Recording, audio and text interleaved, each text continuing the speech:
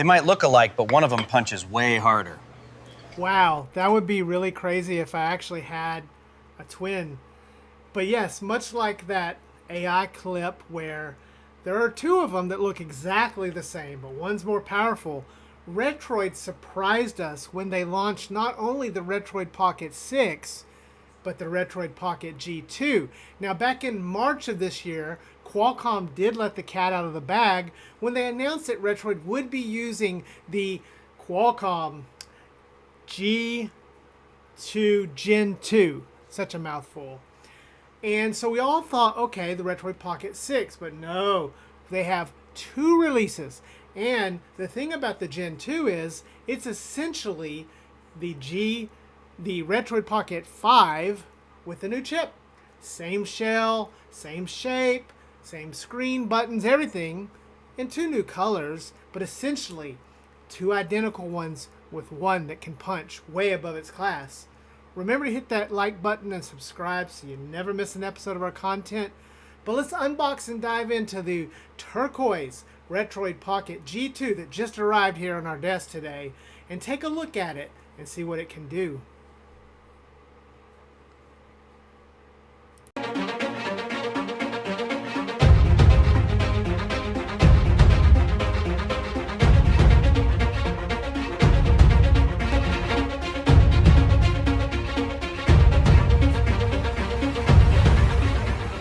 So it arrived. We do have it, the Retroid Pocket G2. Now I did order the grip, the official grip that is matching the color, but that has not arrived. Probably not in production, so that'll come later. So I don't have the grip, but this is the same, very similar box. We do have the colorways on the side here, and you can see that it does come in the colors that we expected. The 16-bit, the black, the GameCube, and the new turquoise and yellow. The box looks very similar to the Retroid Pocket 5 box. It has a magnetic lift. And the first thing we see out of there is a quality assurance accepted. So good to know it's had quality assurance. We have our little foam thing to protect it.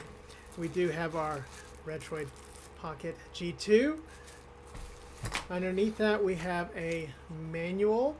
The Retroid Pocket GT User's Manual, and not much of a manual, but it does have a little information in here. System parameters, it says a G2 Gen 2. It does have that Adreno A22, and it's done on a 4nm process. It does have 8 gigabytes of LPPDR5 RAM. That is another significant change here. This has faster RAM. Same 5.5-inch 1080p 60 Hz AMOLED screen, not 120 Hz. Android 15, so this does have Android 15, which is newer. 5,000 milliamp hour battery with active cooling, and it weighs 280 grams. We do have underneath there a USB cord, USB A to C cord, and that's it. Not much else in there, but that's okay because we just want to get to the handheld. Now, for this unboxing and initial, I'm going to just do really quickly because this is essentially the Retroid Pocket 5, which we've already previously reviewed. Go watch that review and check out our concerns on it. But here it is. Here it is, looking in its all beauty and glory, and it looks really good in person. It does look like a Nintendo Switch Lite. It's quite striking, the color of it and everything. But I did sell off my GameCube Retroid Pocket 5 once I got the Flip because I like the Flip so much better, Flip 2. But I'm kind of glad I have this back. It feels good. The plastic feels good. It feels exactly like I remember with the 5. I think universally the 5 was praised by most people. Wasn't many problems with it. Same buttons, same hardware, same everywhere. So overall, this is pretty much the same thing. But let's take this 3D printed grip that I have. And by the way, if you haven't got a 3D printer, check out my codes down below because you can get some awesome deals on 3D printers right now. But I did 3D print this here at home. This is a Retroid Pocket 5. And let's just see if it does fit indeed. And yes, it fits on it just like it would. So this is indeed the same shell. This just gives a little grip here since I don't have that official grip, just to hold it a little bit with the correct cutouts and everything. So that's pretty nice to know that it does fit on there like that around the humps there. And there's lots of different kinds of grips out there to try with. But let's get this thing fired up and let's see what it looks like booting up, since it does have a different screen. Hey guys, sorry to interrupt the video, but I wanted to take a moment to talk about today's sponsor and our partner, AliExpress. And specifically, I wanted to talk about 3D printers. 3D printers are awesome now, and I have lately been using them quite a bit. We know in our hobby there's a lot of grips that we like to buy, and Etsy has some excellent ones, but you could also make them at home, just like this one I made with the Flash Forge printer. Now, the Flash Forge comes in two different varieties, a cheaper open frame or a little bit more expensive enclosed frame Pro model. Check out the codes at the bottom of my page here and check out the Flash Forge printers so you can get a great deal. These are fantastic units that work very well and help me create all kinds of really cool grips with the printable STL files, usually free online somewhere. Anyways, we want to thank AliExpress as always for being our partner. Remember to hit that link, and back to the show. All right, so booting it up, we're met with the familiar Retroid process, or familiar setup process, which allows you to do things like pre-install some emulators if you want. Now, like all Retroid products, this does not ship with any games, but it can help with the setup process. They also have the Retroid Pocket launcher, which I've messed around with and I think is pretty good. Now, in this video and unboxing, I don't want to go too deep into the gameplay of this because it's as far as the way it feels and holds and everything like that, it's going to be very familiar. The software is going to be very familiar. What I wanted to do is I want to take a look at some of the testing, because these numbers are all over the place and people are a little bit wondering, how does this really stack up to the 6 and everything? So let's take a look at some testing. I did some testing on the Geekbench, which gave us a pretty impressive score, as you can see here, running the Geekbench app and everything, and I was a little surprised. And then I was asked to do Antutu, so I thought it would be nice to show you the whole Antutu video. So let's watch as we do the Antutu from installing to testing. So you can see it takes a minute, but we're going to keep downloading. All right, gotta let him play. He wants to play, so we can install it. So agree to it, and let's start the test. Let's see how long it's going to take to do this test. And I wanted to show this as it's doing it, so loading through. Now, I've become familiar with Antutu scores over time, and I know that for PS2 to really sort of kind of start to be bearable, we've got to get around that 700,000 mark. So I know this CPU is going to go blow past that, but I'm curious to see how high it will get. A lot of things, something like the T820 does around 550,000, 600,000. But really, to me, to really play Jack 3, Hot Shots Golf 40, and some of those others, you got to really blow past that 700,000 mark to get it. We've got some scores on the Snapdragon Elites running in the millions, so it's going to be interesting to see what this score is. But you can see here it's running different graphics and just pushing it to its limit to see what it can do. But let's just watch along here and see as it does the testing. I don't think there's any sound. There's no sound on this right now. But yeah, here we go. Look at that. Pretty interesting, the sort of imagery that it's using. But I wanted to kind of just show this during the video. Show it kind of live. Well, recorded live. Uninterrupted, just so we can see. And you can see there's a little FPS down here in the screen. Get some authentic numbers. These aren't fudged in any way. This is running the Antutu app, reaching 400 frames per second, 500 frames per second, 600. pretty crazy as it's doing all this testing here on each little box. I don't pretend to completely understand this, but yeah.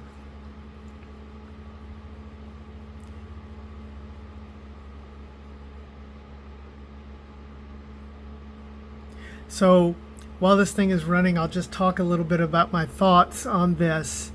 This is a very interesting situation to be in. First, the Retroid Pocket 6 situation where everyone, you know, gave commentary, causing them to backtrack on the design, which ultimately led to a good result since we can choose stick up top or bottom. But the price difference between that and this one, which is in this very well understood shell, is pretty insignificant. And if this is scoring as close as I think it's going to the Snapdragon 8 Gen 2, and oh look, we have some sound now, then I really wonder about that price difference. Kind of puzzling. But let's just listen to this as it plays.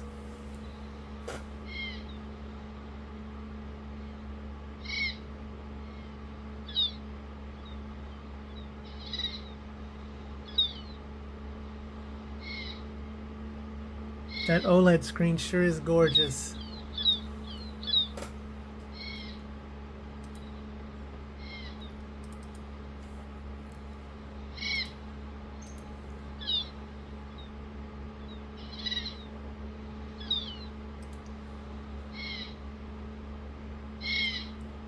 I'm not really sure how the developers of these tests decide what to use to test, but it's really good once you have a standard there,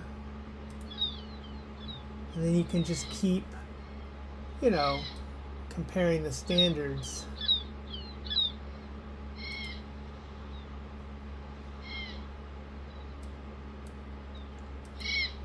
Let's see if it's getting warm on the back. And it is, it's getting a little warm. I feel a little warmth. I don't really hear the fan. I don't have any sort of thermometer or temperature sensor, but it is warming up a little bit on the back.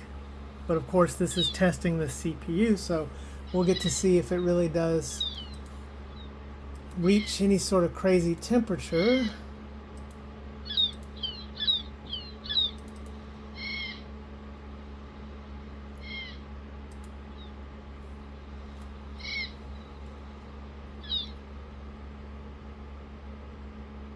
%. That was testing the GPU, so now it's going through the RAM bandwidth.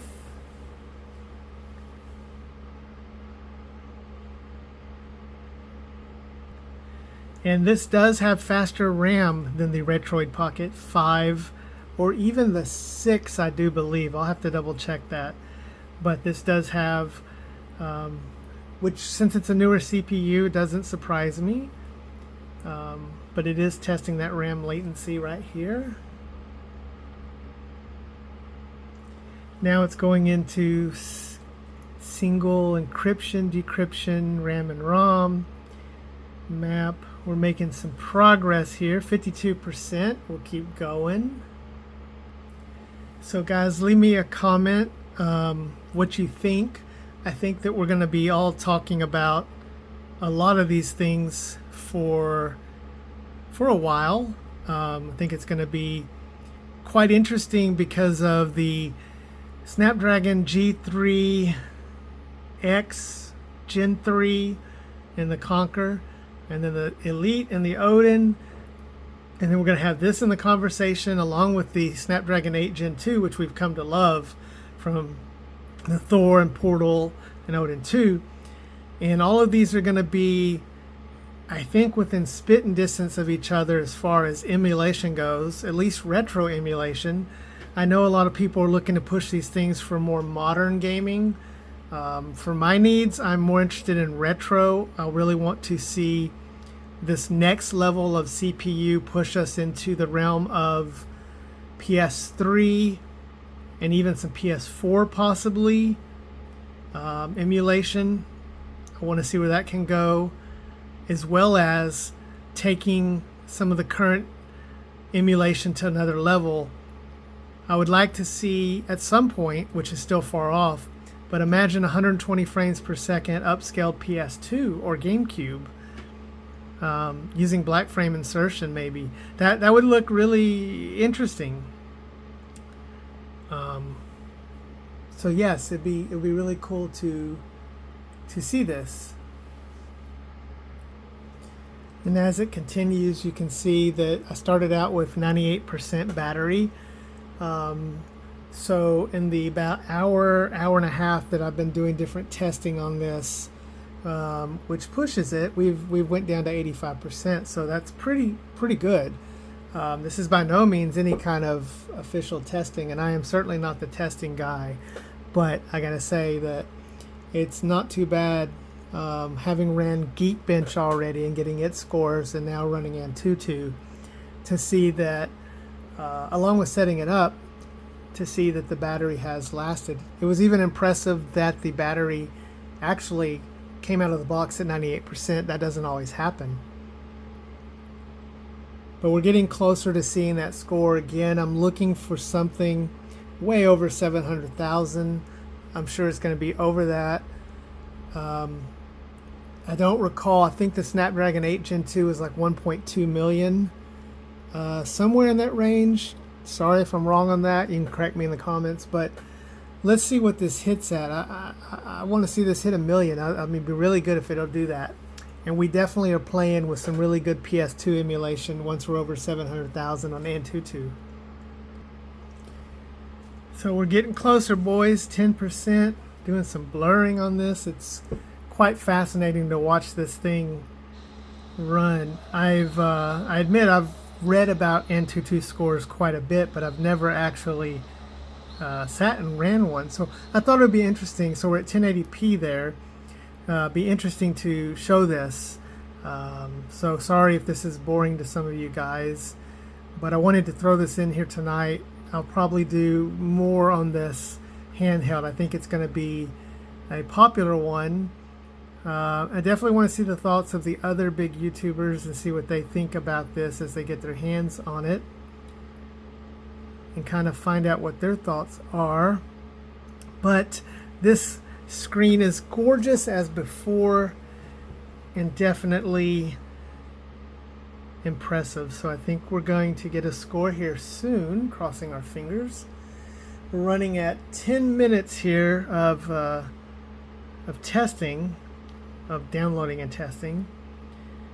It's got some pretty good imagery. 4K looks pretty good. It's not a 4K screen, but that looked pretty good downscaled. Moment of wow, 1.2 million. All right, guys, that is I did not expect that. That's pretty darn good. That is definitely higher than I thought it would be.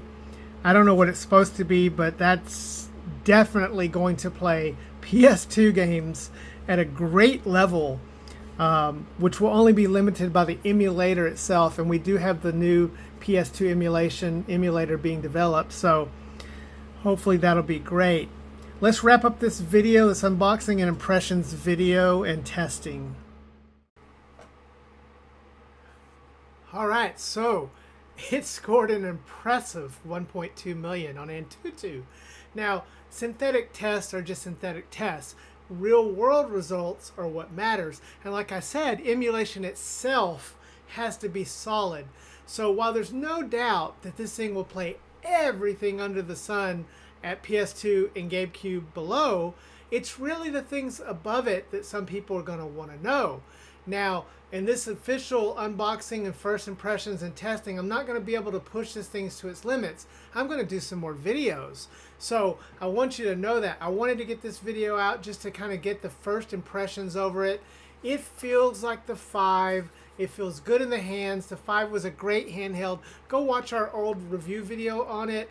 It's great. $199 price right now is awesome. I don't know that the Conquer Pocket Fit, which is $40 more, with a much more powerful processor, supposedly, is really going to even ship this year. And this was shipped to me in 2 days. So again, for those wondering, this was DHL. I paid no import tariffs.